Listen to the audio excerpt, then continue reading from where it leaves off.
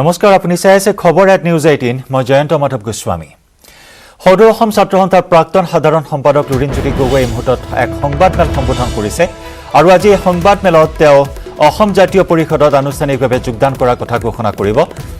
এজেপিৰ অভিৱৰ্তনত যোগদান কৰিব লুৰিণজ্যোতি গগৈয়ে। হোটেল প্ৰাগ কণ্টিনেণ্টেলত এই সংবাদমেল সম্বোধন লুৰিণজ্যোতি গগৈৰ আগবঢ়াইছে পোনপটীয়া সম্প্ৰচাৰ। সমস্যা ঠিক কৰা তাৰ লগে লগে বিভিন্ন আন্তঃৰাজ্যিক সীমা সমস্যা সমাধান কৰা এই সকলো ধৰণৰ যিবোৰ বিষয় উত্থাপন কৰি অহা হৈছিল, এইবোৰ বিষয়ত আমি ৰাজনৈতিকভাৱে বিষয়সমূহ সমাধান কৰিবৰ কাৰণে ৰাজনৈতিক যিটো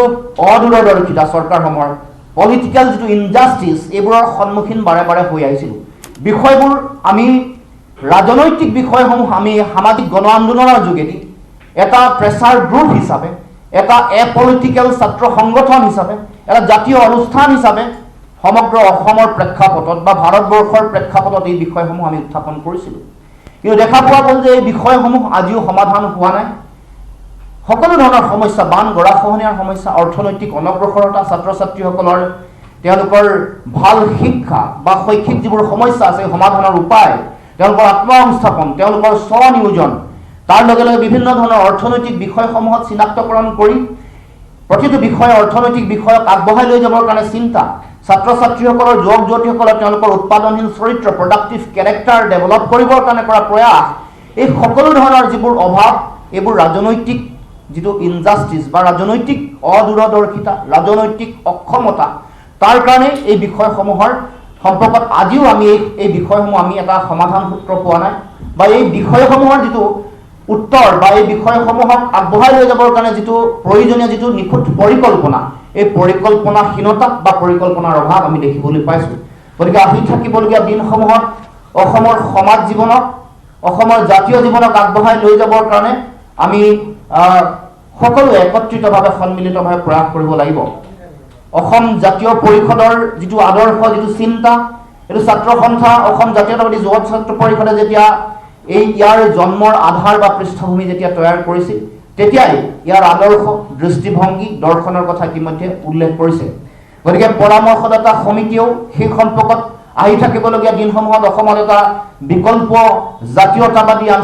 আঞ্চলিকতাবাদী ৰাজনৈতিক শক্তিৰ উত্থানৰ কথা তেওঁলোকে ইতিমধ্যে উল্লেখ কৰিছে। তেওঁলোকেও অসমৰ প্ৰতিটো জাতি জনগোষ্ঠীৰ সমন্বয়ৰ কথা, এইখন অসমত যাতে সাম্প্ৰদায়িকতাৰ বিষবাস পয়, সাতাম পুৰুষীয়া ঐক্য সমন্বয় সম্প্ৰীতি যাতে বিঘ্নিত কৰিব নোৱাৰে,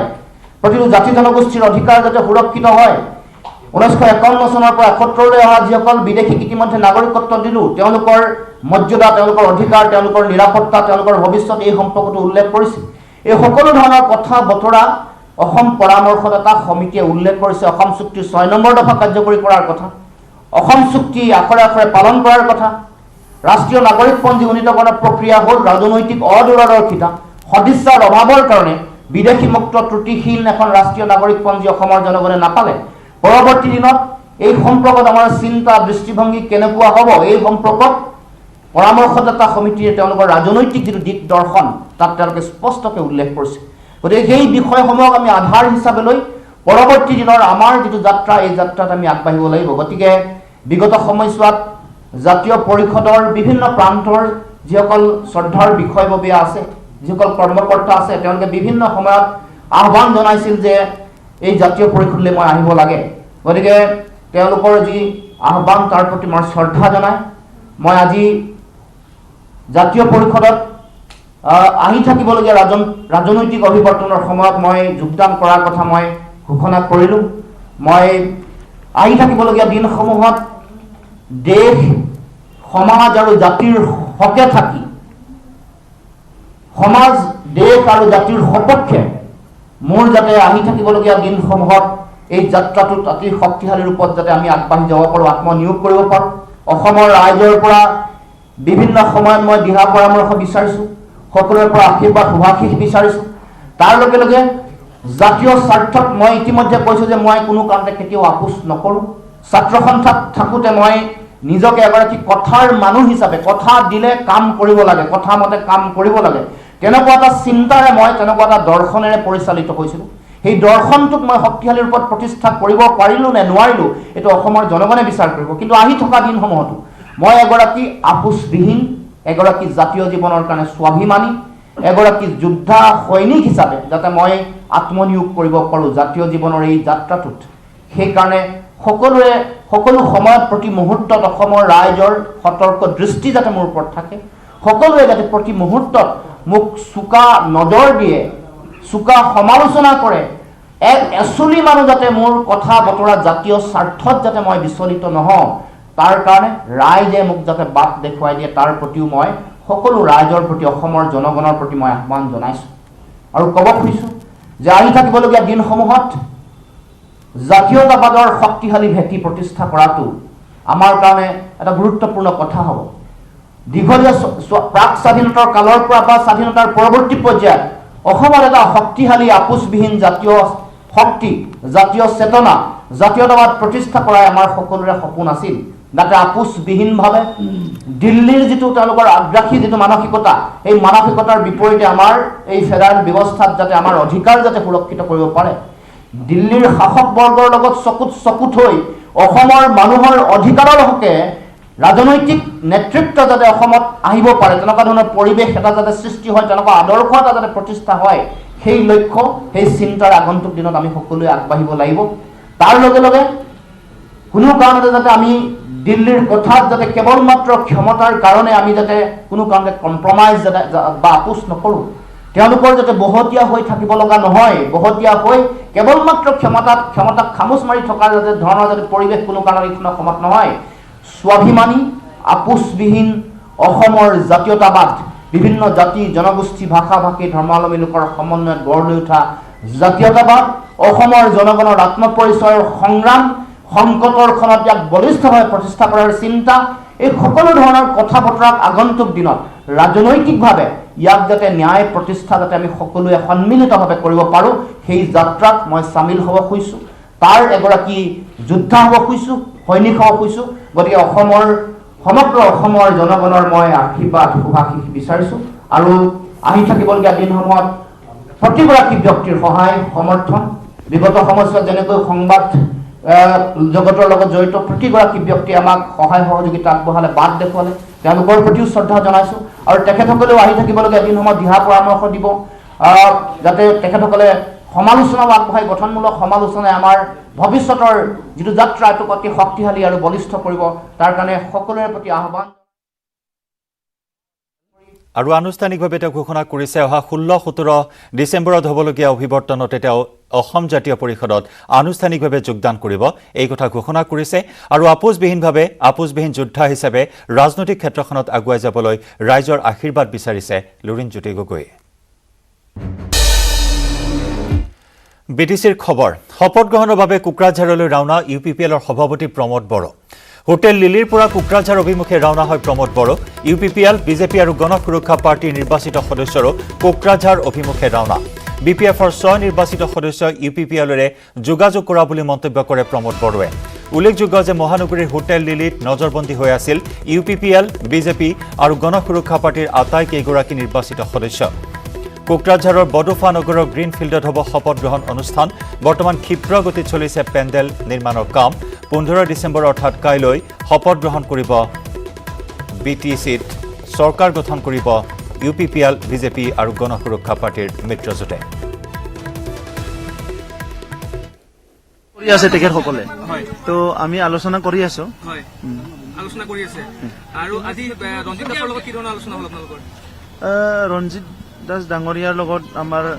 ইতিমধ্যে যিহেতু আমাৰ আণ্ডাৰষ্টেণ্ডিং এটা হৈ গৈছে বিভিন্ন বিষয়টো লৈ কথা পাতি আছো আৰু বিশেষকৈ এতিয়া চৰকাৰ হৈ যাব আলোচনা কৰিছো কি কেনেকৈ এটা এফেক্টিভ গভৰ্নেন্স আনিব পাৰো সকলো জাতি জনগোষ্ঠীক লৈ আগবাঢ়ি যাব লাগিব কাৰণ 17 বছৰত যিটো আমাৰ গভৰ্নেন্স সিস্টেম আছিলে প্ৰশাসন যন্ত্ৰ এটো যথেষ্টখিনি ডেমেজ কৰিছে গতিকে এতিয়া আমাৰ এটা ৰেসপন্সিবিলিটি আহিছে যিখিনি দলে আমি চৰকাৰ গঠন কৰিব ওলাইছো কি ভাল এটা প্ৰশাসন আনিব লাগে তো সেইবিলাক কথা আলোচনা কৰি আছো হয় বিপিএফৰ বহুত নেতাই যোগাযোগ কৰিছে আৰু তেখেতসকলৰ নামটো এতিয়া নকওঁ মই গধূলি কম কিন্তু বহুতে যোগাযোগ কৰি আছে আৰু আমাৰ তাত আহিব কৈছে আজি পুৱতি নিশালৈকে আপোনালোকৰ নেতাৰ লগত যোগাযোগ কৰি আছে পাৰ্টিৰ লগত আমাৰ পাৰ্টিৰ লগত তেখেতসকলে টকা পইচা দিবলৈ চেষ্টা কৰিছে কিন্তু আমাৰ তাত এনেকুৱা নহয় কিন্তু তেখেতসকলৰ পৰা আমাৰ তাত আহিব কোকৰাঝাৰ অভিমুখে আপোনাৰ কেতিয়া ৰাওনা হ'ব যিহেতু কালি শপত গ্ৰহণ আছে ৰাওনা হৈছে এতিয়া থেংক ইউ বাকী সদস্যসকল আহিব শুভেচ্ছা থাকিলে আৰু ইয়া হোটেল লিলিৰ পৰা আছিল প্ৰমোদ বড়োৰ মন্তব্য তেওঁ কোকৰাঝাৰ অভিমুখে ৰাওনা হৈছে মুখ্য কাৰ্যবাহী সদস্য হিচাপে শপত গ্ৰহণ কৰিব প্ৰমোদ বড়োৱে এই মুহূৰ্তত আমাৰ জ্যেষ্ঠ সাংবাদিক বিপুল বৰ্মনৰ সৈতে আমি সংযুক্ত হৈছোঁ বিপুল সময় যিমানে বাগৰিছে সিমানে বিগ ডেভেলপমেণ্ট সন্মুখলৈ আহিছে 100 গৰাকীকৈ বিপিএফৰ 100 গৰাকীকৈ নিৰ্বাচিত সদস্যই ইউপিপিএলৰ সৈতে যোগাযোগ কৰাৰ কথাও এই মুহূৰ্তত সন্মুখলৈ আহিছে এই মুহূৰ্তৰ কি আপডেট আপুনি আৰু লাভ কৰিবলৈ সক্ষম হৈছে বাকীসকল সদস্য কোকৰাঝাৰলৈ কেতিয়া ৰাওনা হ'ব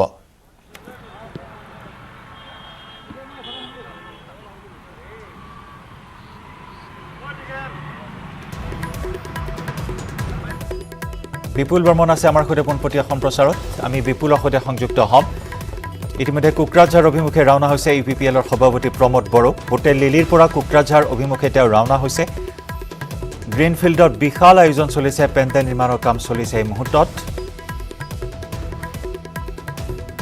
আনহাতে গুৰুত্বপূৰ্ণ খবৰ আমি জনাইছোঁ বিপিএফৰ 100 গৰাকীকৈ নিৰ্বাচিত সদস্য ইউপিপিএলৰ সৈতে যোগাযোগ কৰাবলৈ তাৎপৰ্যপূৰ্ণ মন্তব্য প্ৰমোদ বড়োৰ ইয়াৰ পূৰ্বে ইমানুৱেল মুছাহাৰী সদ্য পদত্যাগী বিপিএফ নেতা বৰ্তমান বিজেপি নেতা ইমানুৱেল মুছাহাৰীয়ে উল্লেখ কৰিছিল যে কোকৰাঝাৰ জিলাৰ দুগৰাকীকৈ বিপিএফৰ সদস্যই যোগাযোগ স্থাপন কৰাৰ কথা কিন্তু এই মুহূৰ্তত আমি জনাওঁ দুজন নহয় 100 গৰাকীকৈ নিৰ্বাচিত সদস্য বিপিএফৰ পৰা ইউপিপিএলৰ সৈতে যোগাযোগ কৰা বুলি জানিব পৰা হৈছে হোটেল লিলিত নজৰবন্দী কৰা হৈছিল ইউপিপিএল বিজেপি আৰু জিএছপিৰ আটাইকেইগৰাকী নিৰ্বাচিত সদস্যক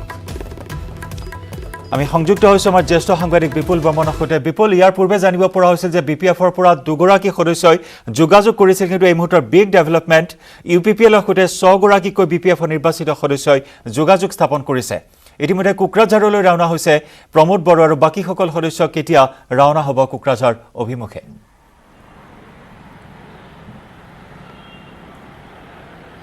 জয়ন্ত গোটেই 2020 এই বছৰটোৱে বিটিচি নিৰ্বাচনক লৈ বিভিন্ন ধৰণৰ জল্পনা কল্পনা আছিলে আৰু অৱশেষত যেতিয়া এই শনিবাৰৰ গোটেই ফলাফলবোৰ ঘোষণা কৰিলে আৰু আজিৰ দিনটোৰ যিটো ডেভেলপমেণ্ট সেইখিনি মই ক'ব বিচাৰিছোঁ যে আজি পুৱাৰে ভাগত প্ৰথমতে প্ৰায় 7:30 বজাত প্ৰমোদ বড়ো ইউপিপিএলৰ মুৰব্বী প্ৰাক্তন আপচুৰ সভাপতি প্ৰমোদ বড়ো আৰু লগতে যি ভৈৰৱকুণ্ড সমষ্টিৰ পৰা নিৰ্বাচিত হোৱা গোবিন্দ বসুমতাৰী তেওঁলোক দুজনে